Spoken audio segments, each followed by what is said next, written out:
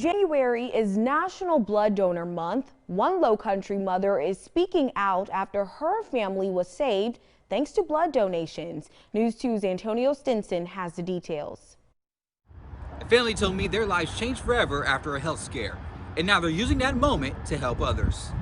In 2015, Braden Green was hospitalized following a flare-up of his sickle cell anemia. Happens, with sickle cell, it can happen really quickly and it can get bad pretty quickly. So he was eventually diagnosed with acute chest syndrome, which is when the blood sickles in the lung. Once they heard his story, Red Cross officials worked hard to find a blood match for Braden, and when they did, it was this transfusion that saved his life. I was sitting there in PICU watching him get his transfusion, watching the blood go into his body. That was such a surreal moment.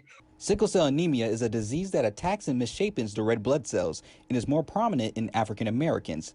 Since Braden's hospitalization, the Green family created the Be Strong Group, a nonprofit that hosts blood drives and educates others about the disease. We took on one of the initiatives of educating our community and our people about the importance of blood donation and about the fact that there's more to our blood than just the type. Officials say it's important for anyone to give blood, but especially African Americans when it comes to treating sickle cell. When it comes to treating those suffering from sickle cell anemia, we found that we can match blood beyond type down to a certain antigen.